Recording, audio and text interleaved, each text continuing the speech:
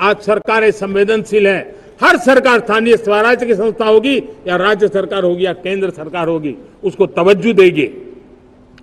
Governance में reforms, ये हमें विकसित भारत 2047 के सपने के लिए हमने उसको जोर लगा करके आगे बढ़ाना होगा, ताकि सामान्य मानवी के जीवन में अवकाश ही अवकाश पैदा हो, रुकावटें खत्म ही खत्म होती चली जाए।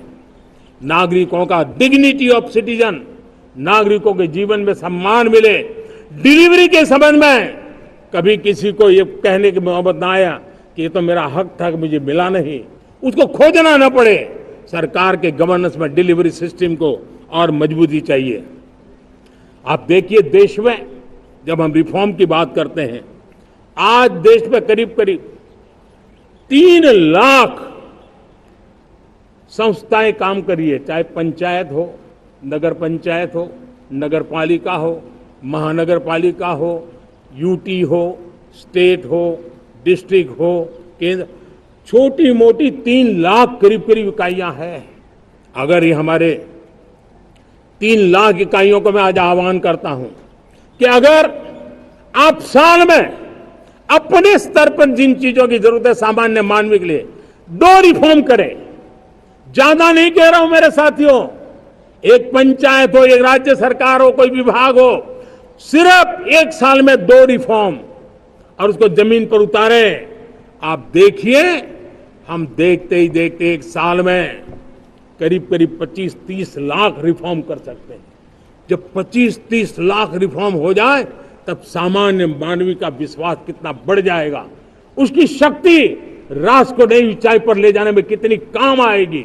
और इसलिए हम अपने स्तर पर होती है चलती से मुक्ति पाकर के बदलावों के लिए आगे आए, हिम्मत के साथ आगे आए। और सामान्य मानवी की जरूरत, छोटी छोटी जरूरत होती है, पंचायत लेवल पर भी वो मुसीबतें झेल रहा है, उन मुसीबतों से हम मुक्ति दिलाएं तो मुझे पक्का विश्वास है कि हम सपनों को पार कर सकते हैं। मेरे प्यारे देशवासियों, आज देश आकांक्षाओं से भरा हुआ है। हमारे देश का नौजवान नई सिद्धियों को चूमना चाहता है, नए नए शिखरों पर वो कदम रखना चाहता है। और इसलिए हमारी कोशिश है हर सेक्टर में कार्य को हम गति दें, तेज गति दें। और उसके द्वारा पहले हम हर सेक्टर में नए अवसर पैदा करें। दूसरा, ये बदलती हुई व्यवस्थाओं के लिए जो सपोर्टिव इंफ्रास्ट्रक्चर चाहिए, उन इंफ्रास्ट्रक्चर पर हम बदलाव के मजबूती देने की दिशा में काम करें। और तीसरी बात है, नागरिकों की मूलभूत सुविधाओं के विषय में हम प्राथमिकता दें, उसको बल दें। इन तीनों भारत में एक एस्पिरेशनल सोसाइटी का निर्माण किया है और उसके परिणाम स्वरूप आज समाज खुद एक विश्वास से भरा हुआ है। हमारे देशवासियों की आकांक्षा है, उनके एस्पिरेशंस, हमारे नौजवानों की ऊर्जा, हमारे देश के सामर्थ्य के साथ जोड़ करके हम आगे बढ़ने की एक ललक लेकर के चल रहे हैं। मुझे विश्वास है रोजगार और स्वरोजगार नए रिकॉर्ड के अवसर पर हम काम किया है। प्रति व्यक्ति आज आय दोगुनी करने में हम सफल हुए हैं। ग्लोबल ग्रोथ में भारत का योगदान बड़ा है। भारत का एक्सपोर्ट लगातार बढ़ रहा है। विदेशी मुद्रा भंडार लगातार बढ़ा हुआ है, पहले से 2 गुना पहुंचा है। ग्लोबल संस्थानों का भारत के प्रति भरोसा बढ़ा है। मुझे विश्वास है भारत की दिशा सही है, भारत की गति तेज है और भारत के सपनों में सामर्थ्य है।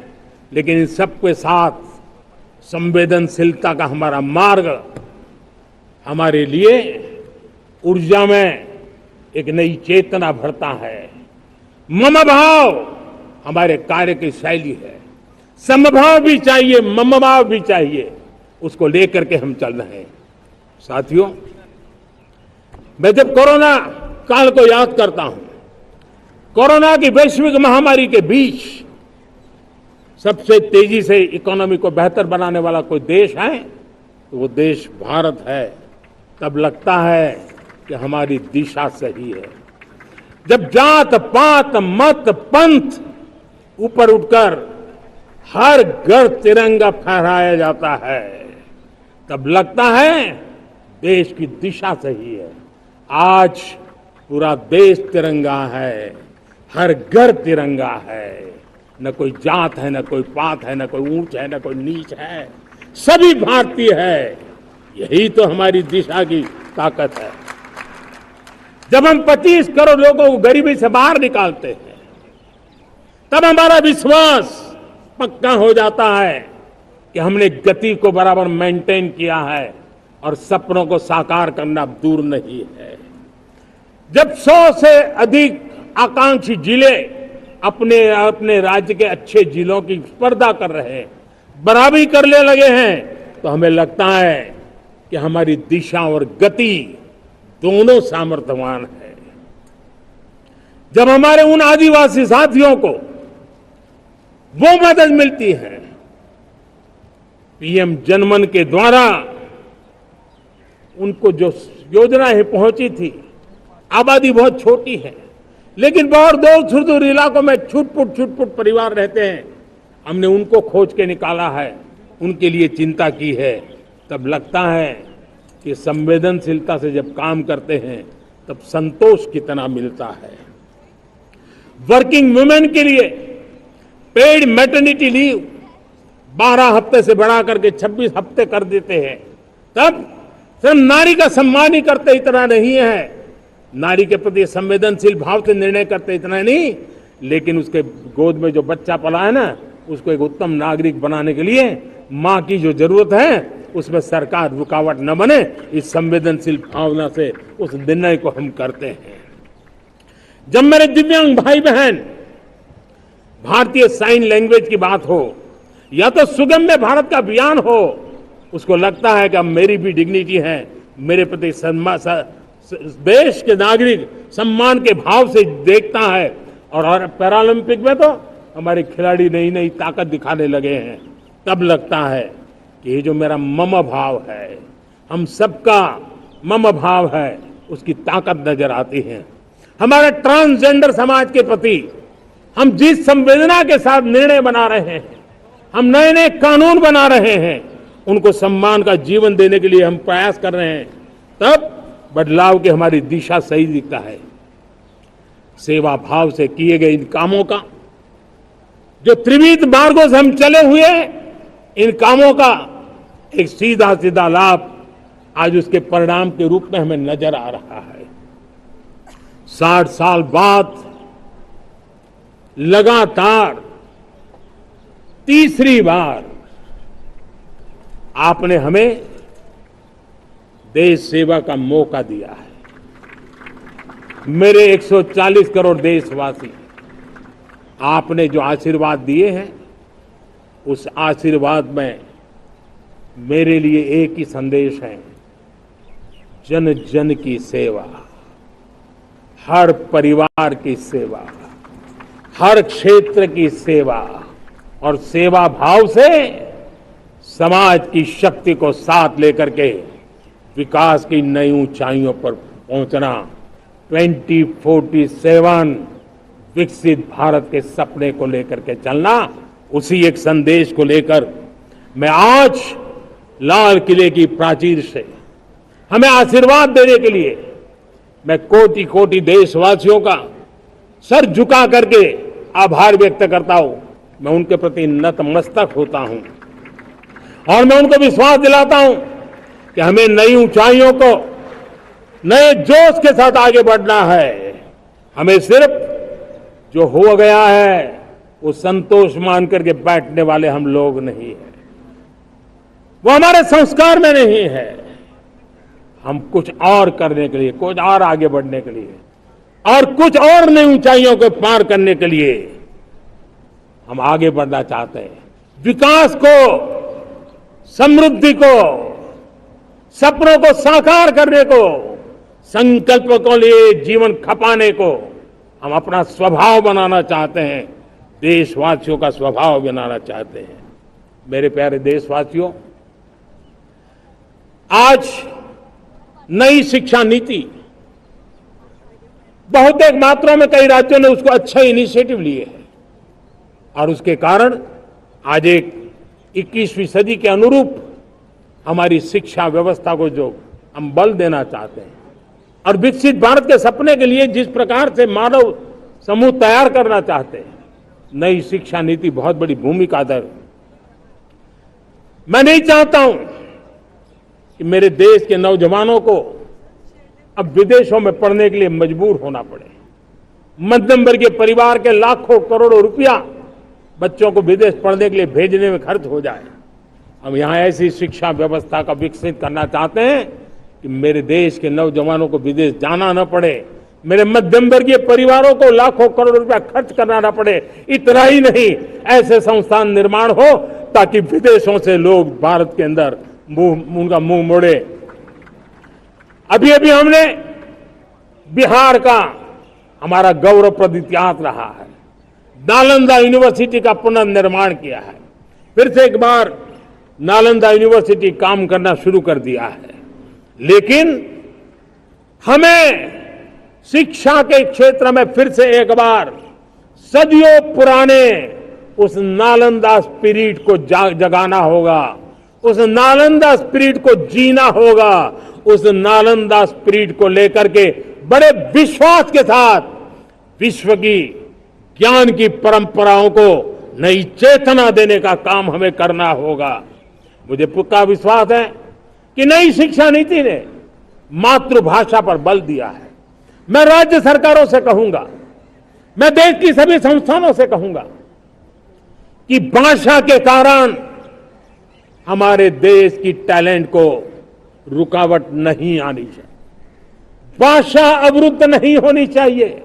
मातृभाषा का सामर्थ्य हमारे देश के छोटे छोटे गरीब से गरीब मां के बेटे को भी सपने पूरा करने का ताकत देता है। और इसलिए हमने हमारी मातृभाषा में पढ़ाई, जीवन में मातृभाषा का स्थान, परिवार में मातृभाषा का स्थान, उसकी ओर हमें बल देना होगा।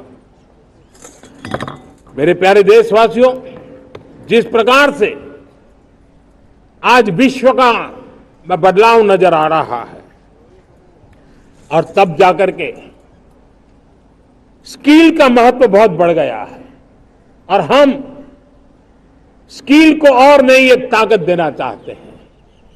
हम इंडस्ट्री 4.0 को ध्यान में रख करके हम स्किल डेवलपमेंट चाहते हैं। हम जीवन के हर क्षेत्र में, हम एग्रीकल्चर सेक्टर में भी कैपेसिटी बिल्डिंग करके के लिए स्किल डेवलपमेंट चाहते हैं। हम तो हमारा सफाई का क्षेत्र हो, उसमें भी एक नए स्किल डेवलपमेंट की ओर बल देना चाहते हैं। और हम स्किल इंडिया प्रोग्राम को बहुत व्यापक रूप से इस बार लेकर के आए हैं। बजट में भी इसका बहुत बड़ा, इस बजट में इंटर्नशिप को भी हमने बल दिया है ताकि हमारे नौजवानों को एक एक्सपीरियंस मिले, उनकी कैपेसिटी बिल्डिंग हो और बाजार में उनका ताकत दिखाई दे। उस प्रकार से मैं स्किल युवाओं को तैयार करना चाहता हूं। और इसलिए कई बार, और दोस्तों, आज विश्व की परिस्थिति को देखते हुए मैं साफ साफ देख रहा हूं कि भारत का स्किल्ड मैन पावर जो है, हमारा स्किलफुल जो नौजवान है, वो ग्लोबल जॉब मार्केट में अपनी दमक बनाए। हम उस सपने को लेकर के आगे चल रहे हैं। साथियों, विश्व जिस तेजी से बदल रहा है, जीवन के हर क्षेत्र में साइंस और टेक्नोलॉजी का महत्व बढ़ता चला जाने वाला है। हमें साइंस को बहुत बढ़ देने की आवश्यकता है।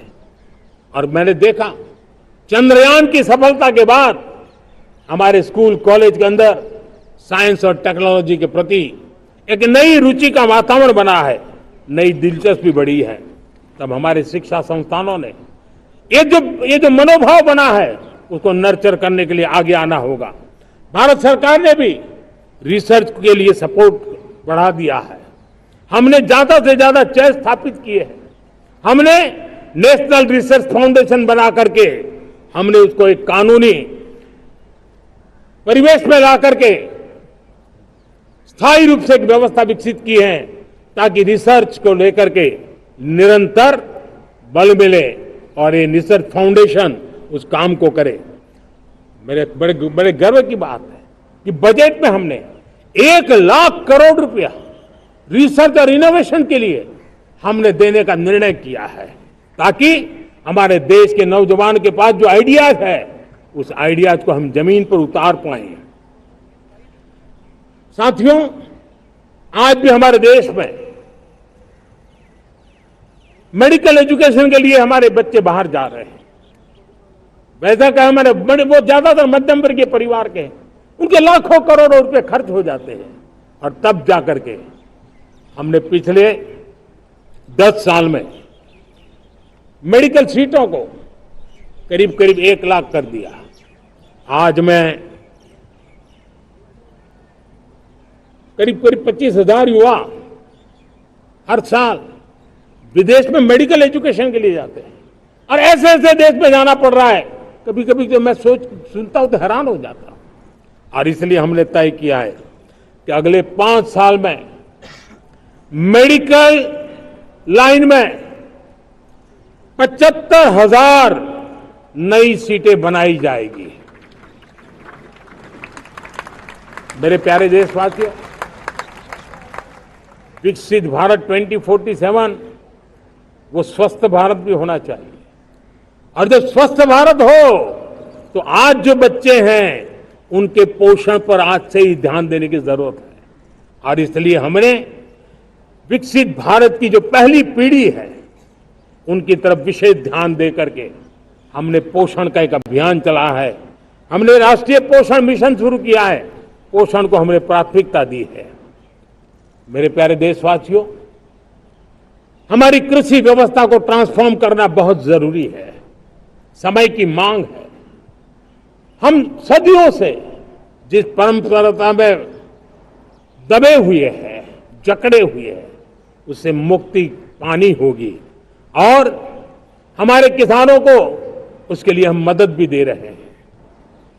हम उसको ट्रांसफॉर्म करने की दिशा में लगातार काम करते आए हैं। आज आसान ऋण दे रहे हैं किसानों को, टेक्नोलॉजी की मदद दे रहे हैं। किसान जो पैदावार करता है उसको वैल्यू एडिशन के लिए हम काम कर रहे हैं, उसके लिए मार्केटिंग के लिए पूरा प्रबंध करते हैं ताकि उसको एंड टू एंड हर जगह पे हैंड होल्डिंग की व्यवस्था हो, उस दिशा में हम काम कर रहे हैं। आज जब धरती माता के प्रति सारा विश्व चिंतित है, जिस प्रकार से उर्वरक के कारण हमारी धरती माता की शहद दिनों दिन बिगड़ता जा रही है, हमारी धरती माता की उत्पादकता क्षमता खत्म होती चली जा रही है, कम होती चली जा रही है। और उस समय मैं मेरे देश के लाखों किसानों का आभार व्यक्त करना चाहता हूं जिन्होंने प्राकृतिक खेती का रास्ता चुना है और हमारी धरती माता की सेवा करने का भी उन्होंने बीड़ा उठाया है। और इस बार बजट में भी हमने प्राकृतिक खेती को बल देने के लिए बहुत बड़ी योजनाओं के साथ बहुत बड़ा बजट में प्रावधान किया है। मेरे प्यारे देशवासियों, आज दुनिया की स्थिति में देखता हूं, पूरा विश्व होलिस्टिक हेल्थ केयर की तरफ मुड़ रहा है और तब उनको ऑर्गेनिक फूड ये उनकी प्रथम पसंद बनी है। आज विश्व के लिए ऑर्गेनिक फूड का अगर कोई फूड बास्केट बन सकता है तो मेरे देश का किसान बना सकता है, मेरा देश बन सकता है। और इसलिए हम आने वाले दिनों में उस सपने को लेकर के आगे चलना चाहते हैं ताकि ऑर्गेनिक फूड की जो विश्व की मांग है, उस ऑर्गेनिक फूड का बास्केट हमारा देश कैसे बने, किसानों का जीवन आसान बने, गांव में टॉप क्लास इंटरनेट कनेक्टिविटी मिले, किसानों को स्वास्थ्य सुविधाएं मिले, किसान के बच्चों को पढ़ने के लिए स्मार्ट स्कूल अवेलेबल हो, किसान के बच्चों को रोजगार उपलब्ध हो। छोटी छोटे खेती के टुकड़ों पर पूरा परिवार आज जीना बड़ा मुश्किल हो रहा है, तब उनके नौजवानों के लिए वो स्किल मिले ताकि उनके नए रोजगार मिले, नए आय के साधन बने, इसका एक कॉम्प्रिहेंसिव प्रयास हम कर रहे हैं। बीते वर्षों में वुमेन लेड डेवलपमेंट मॉडल पर हमने काम किया है। इनोवेशन हो, एम्प्लॉयमेंट हो, एंटरप्रेन्योरशिप हो, हर सेक्टर में महिलाओं के कदम बढ़ते जा रहे हैं। महिलाएं सिर्फ भागीदारी बढ़ा रही है ऐसा नहीं, महिलाएं नेतृत्व दे रही है। आज अनेक क्षेत्रों में, आज हमारे रक्षा क्षेत्र में देखिए, हमारा एयरफोर्स हो, हमारी आर्मी हो, हमारी नेवी हो, हमारा स्पेस सेक्टर हो, आज हमारी महिलाओं का हम दमखम देख रहे हैं देश के लिए। लेकिन दूसरी तरफ कुछ चिंता की बातें भी आती हैं और मैं आज लाल किले से फिर बार एक अपनी पीड़ा व्यक्त करना चाहता हूं। एक समाज के नाते हमें गंभीरता से सोचना होगा कि हमारी माताओं, बहनों, बेटियों के प्रति जो अत्याचार हो रहे हैं, उसके प्रति देश का आक्रोश है, जन सामान्य का आक्रोश है। इस आक्रोश को मैं महसूस कर रहा हूं। इसको देश को, समाज को, हमारे राज्य सरकारों को गंभीरता से लेना होगा। महिलाओं के विरुद्ध अपराधों की जल्द से जल्द जांच हो, राक्षसी कृत्य करने के वालों को जल्द से जल्द कड़ी सजा हो, वो समाज में विश्वास पैदा करने के लिए जरूरी है। मैं ये भी बताना चाहूंगा कि जब बलात्कार की या महिलाओं पर अत्याचार की घटनाएं घटती हैं तो उसकी बहुत चर्चा होती है, बहुत प्रचार होता है, मीडिया में छाया रहता है। लेकिन जब ऐसे राक्षसी मनोवृत्ति व्यक्ति को सजा होती है तो वो खबरों में कहीं नजर नहीं आती, एक कोने में कहीं पड़ा रहता है। अब समय की मांग है कि जिनको सजा होती है उसकी व्यापक चर्चा हो, ताकि ऐसा पाप करने वालों को भी डर पैदा हो कि ये पाप करने की हालत ये होती है कि फांसी पर लटकना पड़ता है। और मुझे लगता है कि ये डर पैदा करना बहुत जरूरी है। मेरे प्यारे देशवासियों, हमारे देश में ऐसी एक आदत बन गई थी स्वभाव से, हम देश को कम आंकना, देश के प्रति गौरव के भाव का अभाव होना, ये पता नहीं क्यों हमारे जहन में घुस गया था। और हम तो कभी कभी तो लेट आए तो कहते थे इंडियन ट्राइब, शर्म के साथ हम बोल देते थे। देश को इन चीजों से हमने बाहर लाने में सफलता पाई है। किसी जमाने में कहा जाता था अरे खिलौने भी बाहर से आते थे, वो दिन देखे हमने। आज मैं गर्व से कह सकता हूं कि मेरे देश के खिलौने दुनिया के बाजार में अपनी धमक लेकर के पहुंच गए। खिलौने हमारे एक्सपोर्ट होने शुरू हुए। तो एक जमाना था हम मोबाइल फोन इंपोर्ट करते थे, आज मोबाइल फोन का मैन्युफैक्चरिंग का इकोसिस्टम बना है, एक बहुत बड़ा हब बना है, और आज हम मोबाइल फोन दुनिया में एक्सपोर्ट करने लगे हैं। ये भारत की ताकत है। साथियों, भविष्य के साथ सेमीकंडक्टर जुड़ा हुआ है, आधुनिक टेक्नोलॉजी जुड़ी है, एआई जुड़ा हुआ है। हमने सेमीकंडक्टर मिशन पर काम शुरू किया है। हर उपकरण में मेड इन इंडिया चिप क्यों न हो, क्यों ये सपना मेरे देश का नौजवान देखे। टैलेंट यहां है, सारे इस प्रकार के रिसर्च काम हिंदुस्तान में होते हैं, तो अब प्रोडक्शन भी हिंदुस्तान में होगा, सेमीकंडक्टर का काम भी हिंदुस्तान में होगा, और हम एंड टू एंड सॉल्यूशन दुनिया को देने की ताकत रखते हैं, और हम उसको साथियों एक जमाना हमने देखा है 2G के लिए हम कैसा संघर्ष करते थे।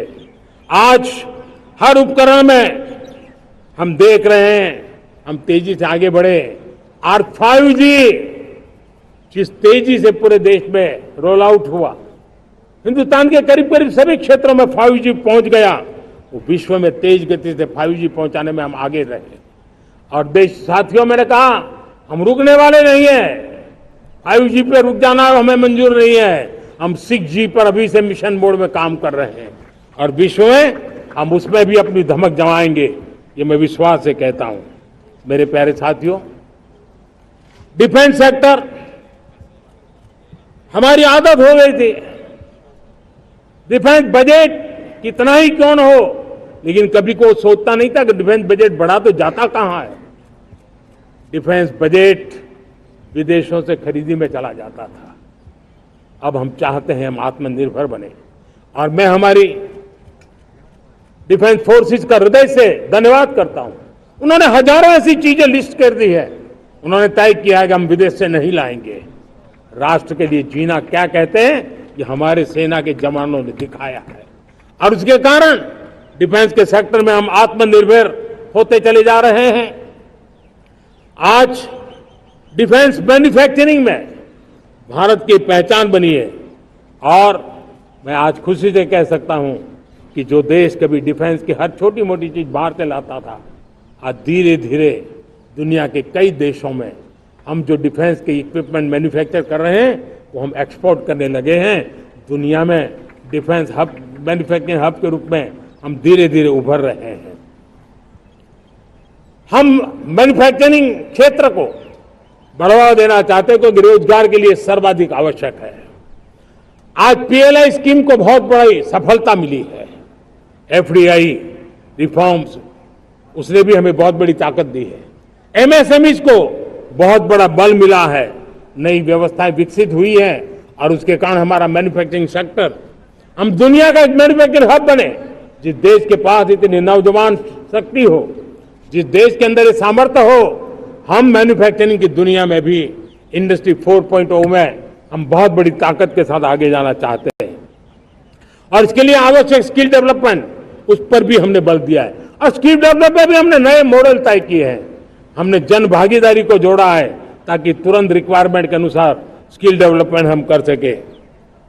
और मुझे विश्वास है, मैं लाल किले की प्राचीर से कह रहा हूं, वो दिन दूर नहीं होगा जो भारत इंडस्ट्रियल मैन्युफैक्चरिंग का हब होगा, दुनिया उसकी तरफ देखती होगी। आज विश्व की बहुत बड़ी कंपनियां भारत में निवेश करना चाहती हैं। ये चुनाव के बाद मैंने देखा, मेरे तीसरे कार्यकाल में जितने लोग मुझसे मिलने के लिए मांग कर रहे हैं वो ज्यादातर